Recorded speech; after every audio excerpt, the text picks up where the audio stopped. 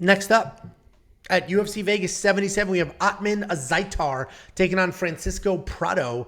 Ottman Azaitar, 13-1. He's 4-1 in his last 5. He's coming off his first professional loss, which was that very quick knockout to Matt Frivola. He's taking on Francisco Prado, 11-1. He's also coming off his first professional loss. This could very well be fight of the night, or at least a very fast fight. These guys are like mirror images of each other. Ottman Azaitar is a powerful striker. He thrives in the chaos. He likes to fight inside the pocket. He's going to come forward. He's going to plant his feet and fire away. If you don't come forward, he will. If you back up, he's going to keep coming. Like, this guy wants to be in your face, and he wants to be swinging hard. He does have a wild striking differential of 7-3. He has not seen a second round yet in the UFC, and you typically want to get this guy to the ground, but he's got really good, solid takedown defense as well. But he's coming off that knockout loss to Matt Frivola, but the caveat there, the asterisk, is Matt Frivola has insane power, and Ottman was coming off a 2-year layoff at the time. He's taking on Francisco Prado. He's a powerful striker. He comes in hot. He's got big looping shots, head kicks, a Muay Thai clinch, insane power, but he also keeps his head just straight up in the air, and he can be touched. He can grapple as well, and while it's not his plan A, he will shoot doubles. He will use power. He'll scoop you up. He'll slam you down. Ridiculously explosive. This is a great fight. This is a mirror image. These guys are very, very similar in style, very similar in power. I am picking Francisco Prado here, very, very slightly picking Francisco Prado here. And I just think it's because, Ottman was knocked out big time in that last fight, where Francisco Prado, that's just not how he went out, right? He lost a decision to Jamie Malarkey. And Jamie's I think good, man. He's not that good. But Francisco has the wrestling, the better wrestling. So Ottman's got the wrestling defense. Francisco has the wrestling offense. And it may come to that. So if I'm looking at both of them, obviously either one of these guys can knock each other out. We've seen one actually knocked out. So I got to go Francisco Prado here. But there's no science behind this. One of these dudes is going to get put away.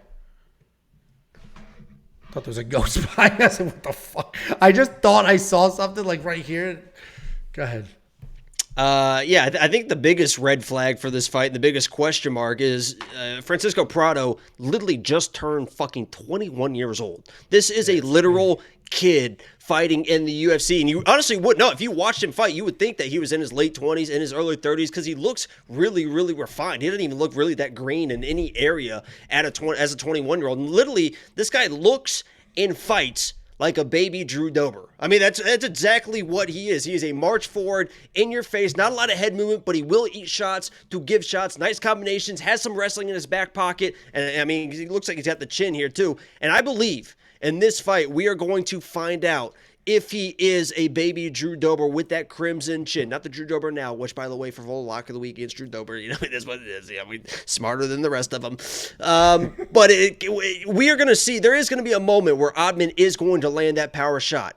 And if Francisco is able to eat it, I think that he can win this fight because he's going to have a nice counter off it. He is going to wear down Ottman. He's got the cardio. Ottman is more of a first-round or bust type of striker, type of fighter.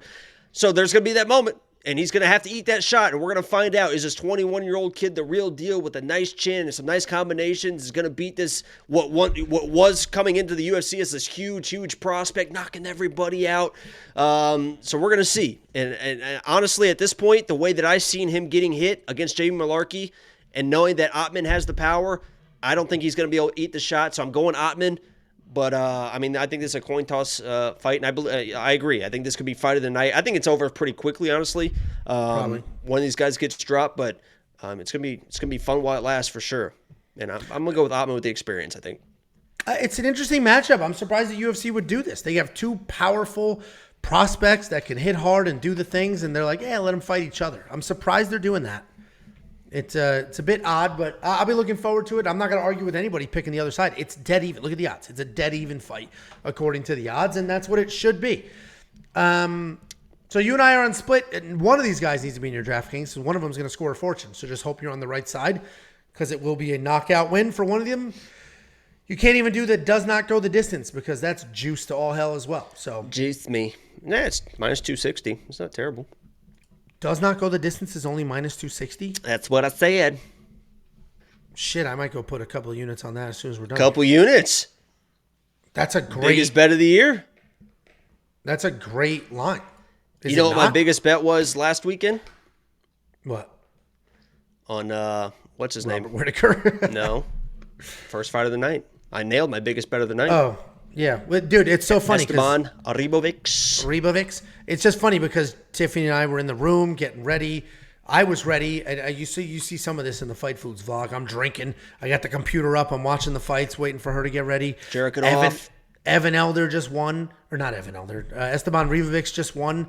And I was like, Tiff, it's going to be a good night. We just hit our first bet. Like, it's going to be a good night. And then it was just like, beep, beep, beep, beep. Do you remember the text I sent you guys on Saturday? I woke up on Saturday and I said, and this is 100% true, I had a dream of Esteban Ribovic just absolutely dominating that fight. And I woke up on Saturday and the first thing that happens in that fight is he's taken down and just on his back. So I immediately was like, well, this is going to be a fucking disaster of a day. And then he just dominates the second and third round. And I thought the same thing you thought. I was like, oh my God, my biggest bet on the card.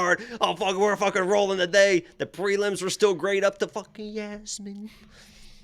Yeah, the main card was a bit of a mess. The main card was a mess. I almost hit my Edgar Shirez bet.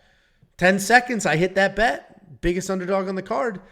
Turns out Dricus du Plessis was the biggest underdog on the card, and the AI picked it correctly.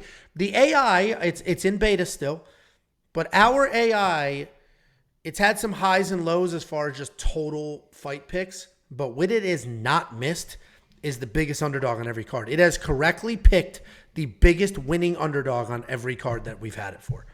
I don't know how the hell it's doing it, but it had Dricus. Before that, it had, who's that big one that knocked out Garam? Do we want to tell the people Elvis that Brenner? it's actually me that makes the underdog pick for the pick doctor? You could take some and advice, and you told me that it cannot be my lock of the week, so I have to pick the dog that's always been right. That would be my lock of the week. And then I have to pick my secondary lock of the week, which is it doesn't. All the picks for the AI are up, except the Madalena fight because all that data is not out yet. But once it is, if it picks against Madalena, I might tail it this week. We'll see. We'll see.